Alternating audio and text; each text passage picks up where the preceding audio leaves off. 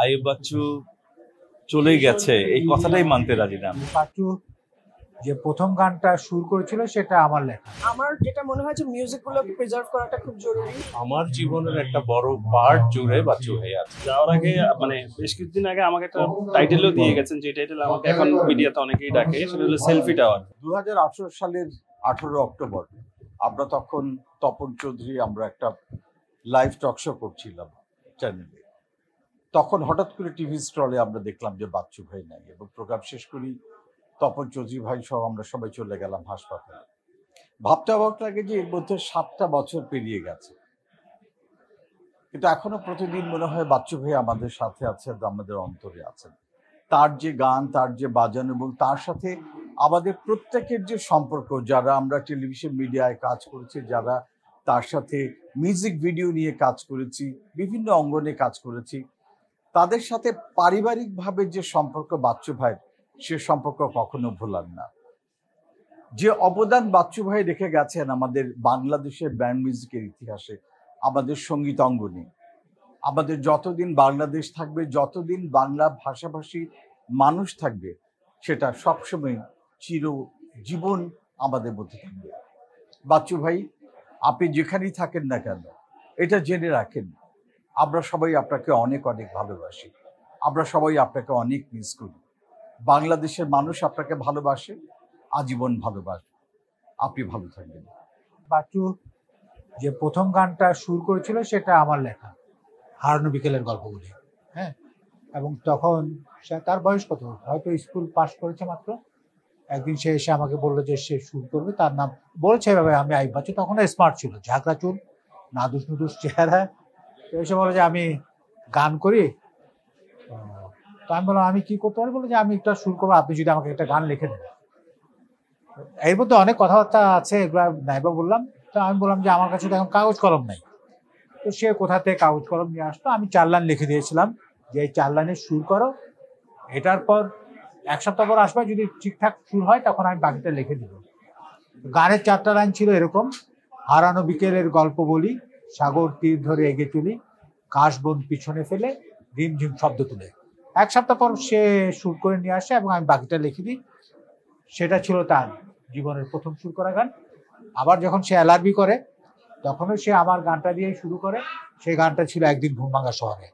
আইয়ুব বাচ্চুর সঙ্গে আমার ঘনিষ্ঠতা হওয়ার কোনোই কারণ ছিল না। আমি তখন কেবল আমার একটু পরিচিত হয়েছে, বোধহয় সেটা হবে 75-76 সালে। তখন চিরং রেডিও থেকে আমাকে একটা আমন্ত্রণ জানানো হলো গান গাওয়ার জন্য। তাদের বোধহয় প্রতিষ্ঠাবার্ষিকী কিছু ছিল, সেইখানে সে নিজেই এসে আমার সঙ্গে পরিচয় করেছে। তখন আইয়ুব বাচ্চু হয়ে ওঠেনি সে, কিন্তু বললো যে দাদা আমরা একটা জায়গায় প্র্যাকটিস করি, আমার একদিন হাতে সময় ছিল, একটু আসবেন? তারপরে আমি বললাম কি তোমাদের কি করো? বলছে আমার ব্যান্ড, তখন কি যেন একটা ব্যান্ড, তখনও সোলস বোধ হয়। এবং ওর প্র্যাকটিস প্যাড দোতলায় বেশ ছোট্ট একটা ঘরে নিয়ে গেল, তারা প্র্যাকটিস করছে আমাকে দেখাতে। আমি ভীষণভাবে একটু অভিভূত হলাম যে আমার মতো একজন অত নাম করা শিল্পী নয় আমাকে ডেকে ওদের প্র্যাকটিস দেখাচ্ছে। এবং ওই প্র্যাকটিস দেখে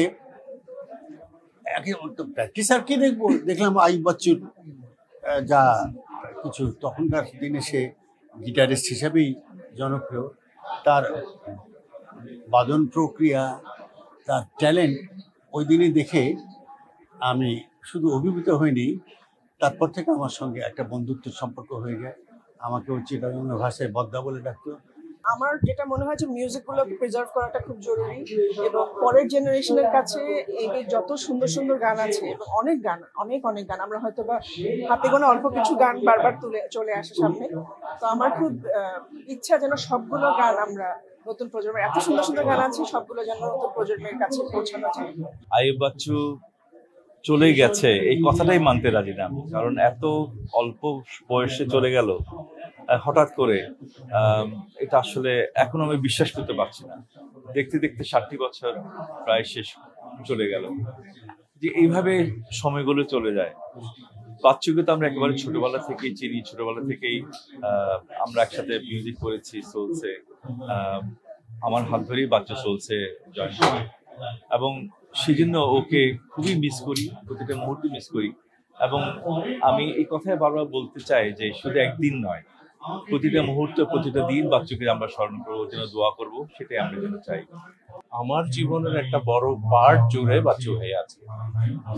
আমার চোখের সামনে এলআরবি গড়ে ওঠা। এলআরবি যখন গড়ে ওঠে অবস্কিউর, তখন এলআরবির থেকে পুরনো।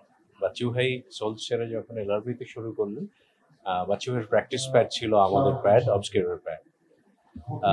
যতদিন বেঁচে ছিলেন বাচ্চু ভাইয়ের কাছে কোনোদিন কোনো কিছু চেয়ে পাইনি এরকম জিনিস আমার মনে পড়ে না। আবার ভাইস ভার্সা, বাচ্চু ভাই যদি ফোন করে বলেছেন যে এটা করতে হবে, এটা করতে হবে। আমরা কখনো জিজ্ঞেস করি নাই যে বাচ্চু ভাই কেন বা কি ব্যাপার। বেসিক্যালি চট্টগ্রামের যারা লেজেন্ডারি মিউজিশিয়ানস আছে তাদের প্রভাবটা আমাদের উপর অনেক বেশি থাকে ইউজুয়ালি, বিকজ চট্টগ্রামে একটা স্টেজ প্রোগ্রামের কালচার আছে, এটা আপনারা সবাই জানেন। আর তার সেই পরিপ্রেক্ষিতে দেখা যায় যে আমরা বাচ্চু ভাই বা পার্থদা বা আরো চট্টগ্রামের যারা লেজেন্ডারি আছে, বিশ্বদা, তাদেরকে ফলো করে করেই কিন্তু আমরা গান করা শুরু বা গান শেখা শুরু। তো বাচ্চু ভাইয়ের বিষয়টা হলো, বাচ্চু ভাইয়ের সঙ্গে একে তো আঞ্চলিক একটা টান তো আছেই, তারপরে বাচ্চু ভাইয়ের সঙ্গে দেখা হলে উনি কখনোই আমার সঙ্গে মানে শুদ্ধ ভাষায় কথা বলতেন না, আমরা সবসময় চট্টগ্রামের ভাষায় কথা বলতাম। এবং বাচ্চু যাওয়ার আগে মানে বেশ কিছুদিন আগে আমাকে একটা টাইটেলও দিয়ে গেছেন, যে টাইটেল আমাকে এখন মিডিয়াতে অনেকেই ডাকে, সেটা হলো সেলফি টাওয়ার। সেটা আমার হাইট টাইট একটু ভালো হওয়ার কারণে সবাই আমাকে মোবাইলটা ধরায় দেয়। তো বাচ্চু ভাই তার কারণে আমাকে সেলফি টাওয়ার নাম দিল, তো ওই নামে এখন পর্যন্ত সবাই আমাকে ডাকে। আমি সবচেয়ে পার্সোনালি মিস করি সেটা ওর একটা অ্যাবসলিউটলি আনকন্ডিশনাল একটা আমার উপরে একটা একটা একটা নির্ভরযোগ্য ছিল। আমি কিছু বললে এটা ডেফিনেটলি করতো, কোনো ধারণা থাকলে সেটা পিছনে দাঁড়াতো এবং সাপোর্ট করতো। আর band music, rock music, pop music, whatever it is, সেটার সামনে নেওয়ার জন্য যা কিছু করা দরকার সেটার সাথে সে সবসময় যুক্ত ছিল। যে সময় বাংলা গানে গিটার মেইন ইনস্ট্রুমেন্ট হিসেবে ব্যবহার হতো না, ও ছিল ইনস্ট্রুমেন্টাল যে, এবং যেটা আপনারা দেখেন নাই সেটা হচ্ছে যে সেই সময় গিটার নিয়েই বাংলা গানের তার চলাটা বাংলাদেশে অ্যাকচুয়ালি এটা এক্সাম্পলারি ছিল এবং সে এটা এস্টাবলিশ করতে পেরেছে।